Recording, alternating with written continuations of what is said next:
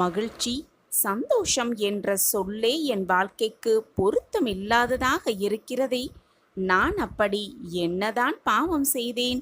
என் மகிழ்ச்சியற்ற தன்மைக்கான காரணம் என்னவாகத்தான் இருக்கும் சாயிநாதரே என்று என்னிடம் கேட்கும் என் பிள்ளையே, நான் கூறுகிறேன், ஒரே ஒரு காரணம்தான்.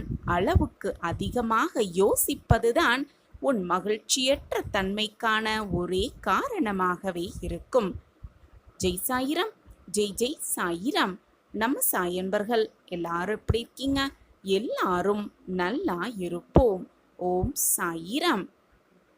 தேவையில்லாததை நினைத்து நினைத்து அதிகமாக யோசித்து கொண்டே இருப்பதால் தான் மகிழ்ச்சி நம் வாழ்க்கையில் இல்லாமலேயே போய்கொண்டிருக்கிறது.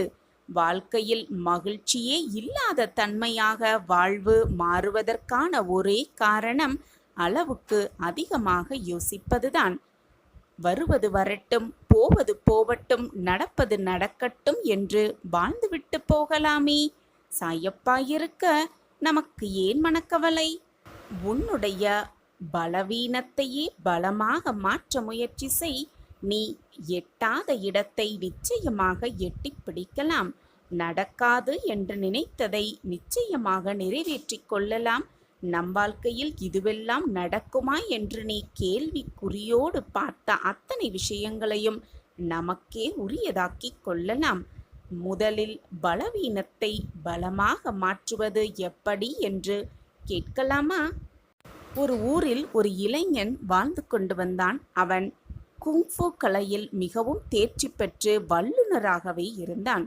அந்த கலையில் தன்னுடன் மோதுபவர்கள் எவராக இருந்தாலும் அவர்களுக்கு நேருக்கு நேராக மோதி வெற்றியை தன் வசமே ஆக்கிக் கொண்டான் அந்த இளைஞன். இந்த ஒரு செயலினால் அவன் மிக கர்வமாகவும் வாழ்ந்து கொண்டு வந்தான் அந்த ஊரில். அதே போல அதே ஊரில் மற்றுமொரு இளைஞன் வாழ்ந்து வந்தான். அவனுக்கு குங்ஃபு கலையை கற்றுக்கொள்வதில் மிக மிக ஆர்வம் அதிகமாகவே இருந்தது.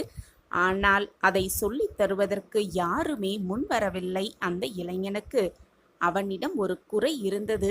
அந்த குறையால் தான் யாருமே அவனுக்கு அந்த கலையை சொல்லித்தர முன்வரவே இல்லை. அவன் தீர்க்கமாக ஒரு முடிவு எடுத்தவனாக ஒரு குருவிடம் போய், நான் குங்ஃபு பயில வேண்டும், பயின்று நல்ல விதமாக பயின்று நான் போட்டியில் பங்கேற்க வேண்டும், அந்த இளைஞனோடு போரிட்டு வெற்றியையும் அடைய வேண்டும் என்று அந்த குருவை பார்த்து சொன்னாராம். அந்த குருவோ அவனை ஏற இறங்க பார்த்துவிட்டு, என்ன இளைஞனே, உனக்கு ஒன்று புரிகிறதா? உனக்கு 2 கைகளுமே இல்லை. 2 கைகள் இருந்தாலுமே அந்த கலையை கற்றுக்கொள்வது மிக மிக கடினம். அப்படி இருக்கையில் 2 கைகளுமே இல்லாத உனக்கு நான் எப்படி கற்றுத்தர முடியும் என்று கேள்வி எழுப்பினாராம் அந்த குரு. இப்படி பல பேரிடம் அவன் போய் கேட்டும் கூட பல பேர் அவனுக்கு அவனுடைய நிலைமையை பார்த்து ஏளனமாக பேசினார்களே தவிர யாருமே அவனுக்கு கற்றுத்தர முன் வரவே இல்லை.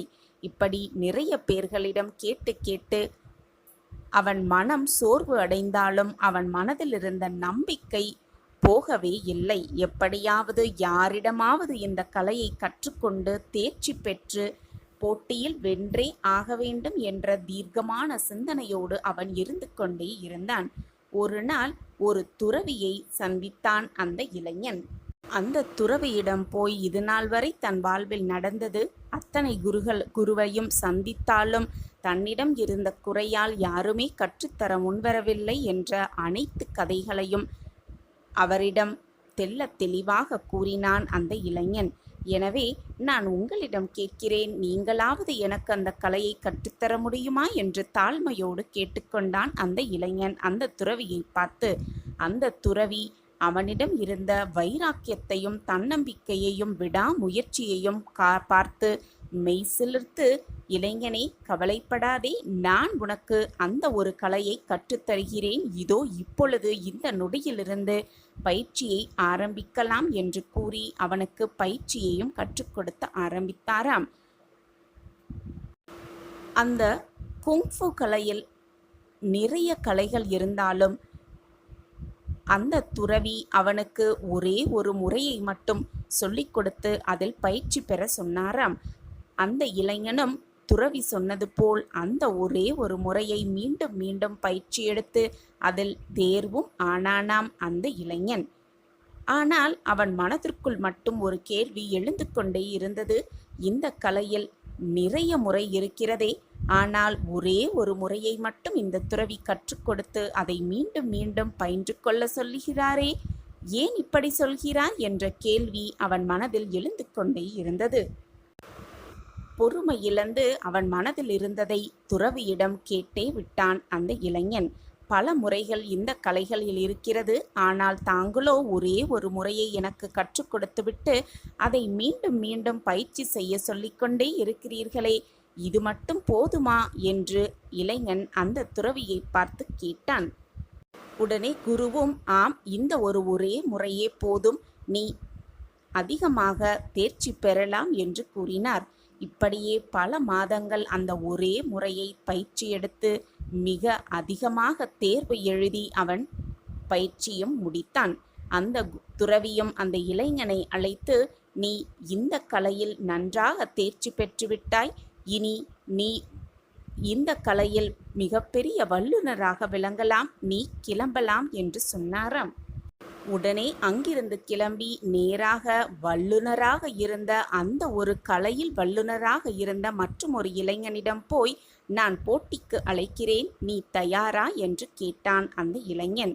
உடனே கலையில் வல்லுநராக இருந்த இளைஞன், உன்னிடம் போய் நான் போட்டியிடுவதா, சரி வா பார்க்கலாம் என்று கூறி போட்டியும் ஆரம்பித்தார்கள். ஆனால் போட்டி ஆரம்பித்த சில நிமிடங்களிலேயே வல்லுநராக இருந்த அந்த இளைஞனை வீழ்த்தி தள்ளினான் இந்த புதிதாக ஒரு கை மட்டுமே இருந்த இளைஞன். தான் வெற்றி பெற்றதை தன்னாலேயே புரிந்து கொள்ள முடியாமல் திகைப்போடு நின்று கொண்டிருந்தான் ஒரு கை மட்டுமே இருந்த அந்த இளைஞன். அந்த ஆச்சரியத்தோடு மீண்டும் அந்த துறவியை பார்க்க கிளம்பினான் அந்த இளைஞன்.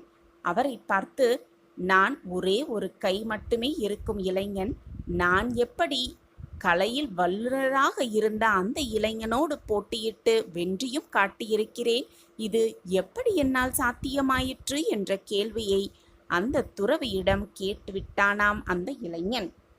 உடனே அந்த துறவி, நீ கற்றுக்கொண்டது ஒரே ஒரு முறை, அந்த முறைதான் அந்த கலையிலேயே மிக முக்கியமான ஒரு முறை, அந்த முறையை தான் நீ மீண்டும் மீண்டும் பயிற்சி எடுத்து அந்த பயிற்சியில் வெற்றியும் பெற்றாய், அந்த இளைஞனோடு போரிட்டு இப்பொழுது அந்த கலையில் வல்லுநராக இருந்த அந்த இளைஞனிடமே வென்றும் இருக்கிறாய் என்று கூறினாராம் அந்த துறவி.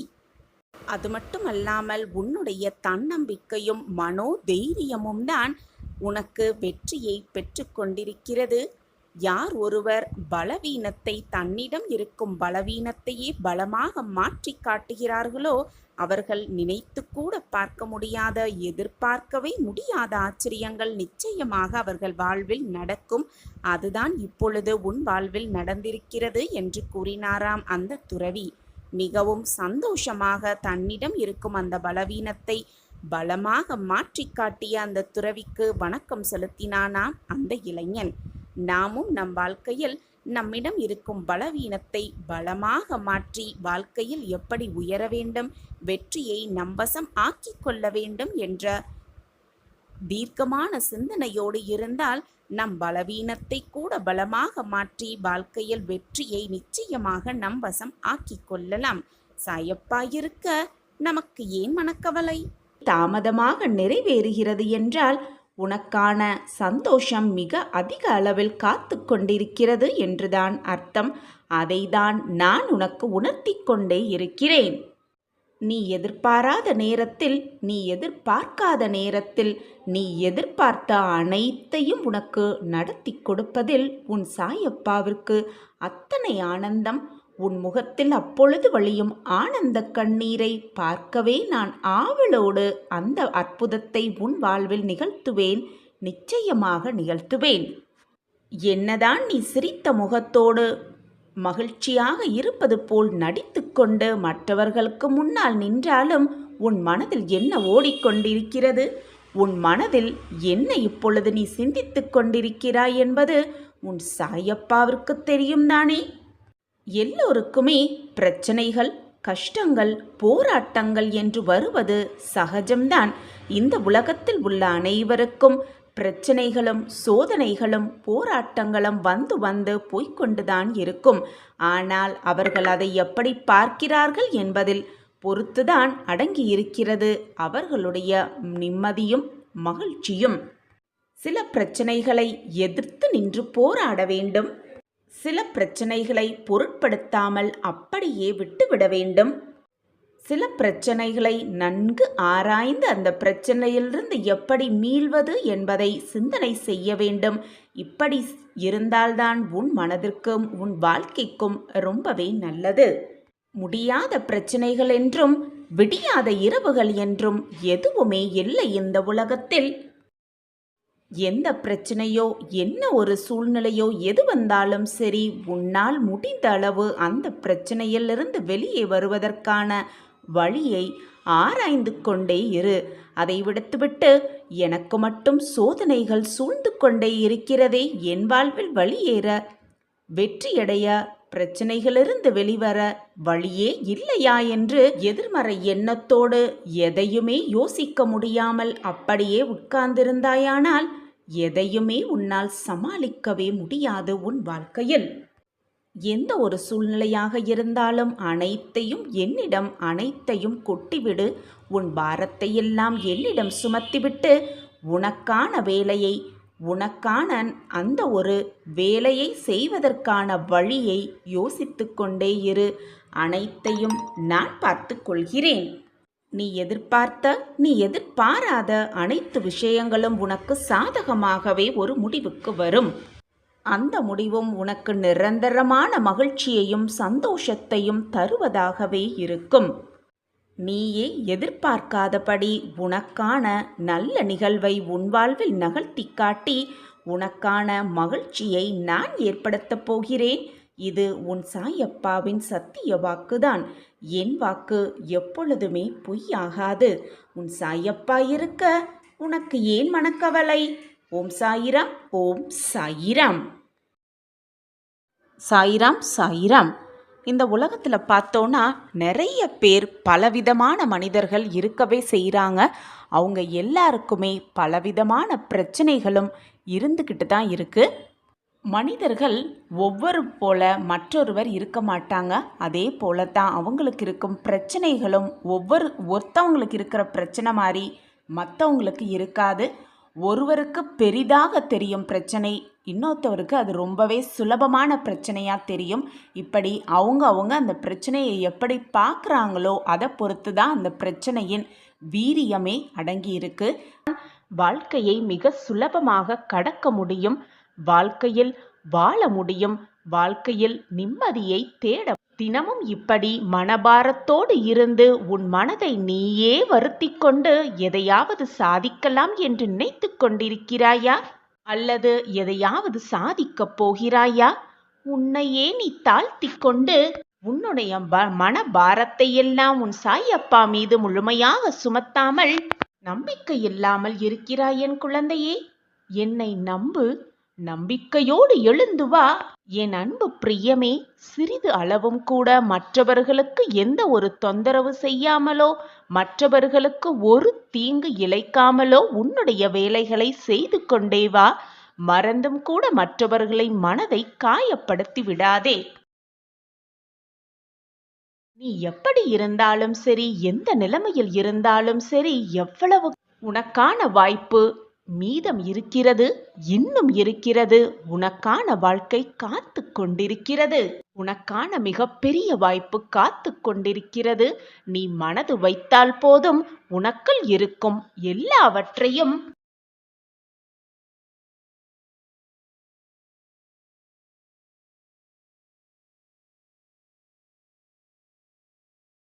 உன் மனதின் சக்தி அவ்வளவு அளப்பரியது. அது உனக்கே தெரியவில்லை. நான் உனக்கு சுட்டி காட்டுகிறேன். உன் மனதின் சக்தி அவ்வளவு பெரியது என்று. உன்னால் எதையுமே சாதிக்க முடியும். வாழ்க்கையை வெல்ல முடியும். எது வந்தாலும் தனியாக போராடி எதிர்த்து நின்று ஜெயிக்க முடியும். அனைத்துமே உன்னால் முடியும் பொழுது எதற்காக உன்னையே நீ கீழ்த்தனமாக நினைத்து மனபாரத்தோடு என்னால் அனைத்தும் முடியும் என்பதை உணர்ந்து செயற்பட்டால் உன்னுடைய வாழ்வு சர்வ நிச்சயமாக உன்னுடைய வாழ்வாகவே அமையும். உன் மனதில் முதலில் தன்னம்பிக்கையை வளர்த்துக்கொள். உன் மனதை நீயே சமாதானப்படுத்திக்கொள். உன் மனதிற்கு நீயே ஊக்கங்களை கொடுத்து கொண்டே இரு. என்னால் எதையும் முடியும், எதையும் என்னால் சாதிக்க முடியும். வாழ்க்கையை வெல்வதற்காகவே நான் உருவெடுத்திருக்கிறேன். வாழ்க்கையை நிச்சயமாக வெல்வேன் என்ற வார்த்தையை மீண்டும் மீண்டும் சொல்லிக்கொண்டே இரு. நீ நினைப்பது போல், உன் எண்ணங்கள் போல் எல்லாமே உனக்கு சாதகமாகவும் ஜெயமாகவும் அமைந்துவிடும். உன்னது எதுவோ அது உனக்கு கிடைத்து விட்டதாக நினைத்து கொண்டு மகிழ்ச்சியாக இரு. இதுவரை நமக்கு கிடைக்காதவை, நமக்கு நடக்காதவை அனைத்தும் இனி நம் வாழ்வில் நடைபெறும். இறைவன் நமக்கு அந்த ஆசிர்வாதத்தை கொடுப்பார் என்ற நம்பிக்கையோடு இருக்கலாம். நேரம் வரும் வரை காத்திருக்காமல் நமக்கானதை அந்த நொடியே செய்து முடிக்கலாம். நாம் நினைத்தபடி எல்லாம் நமக்கு சாதகமாகவே நடக்கும். நினைத்தது அப்படியே நடக்கும். ஜெய் சாயிராம், ஜெய் ஜெய் சாயிராம். நம்ம சாயன்பர்கள் எல்லாரும் எப்படி இருக்கீங்க? எல்லாரும் நல்லா இருப்போம். ஓம் சாயிராம்.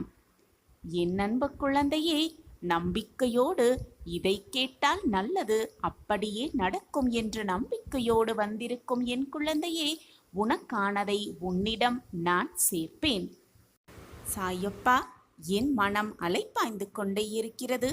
என் மனதை கட்டுப்படுத்த, என் மனதை சரி செய்ய எனக்கு ஒரு உபாயம் சொல்லுங்கள் என்று நீ கேட்பது என் காதில் விழுகிறது. உன்னுடைய கண்ணீர் துளி என் பாதத்தை நினைத்து விட்டது. என் அன்பு குழந்தையே, உன்னை வெறுப்பவர்கள் இந்த பூமியில் இருக்கத்தான் செய்வார்கள். வாழ்வில் வெற்றியடைய வேண்டும், முன்னேற வேண்டும், பிரகாசமான வெற்றியை நம்பசம் ஆக்கிக் கொள்ள வேண்டும் என்று நினைவிருந்தால் அவர்களையெல்லாம் தாண்டி சென்றுதானே ஆக வேண்டும், வாழ்ந்துதானே ஆக வேண்டும்.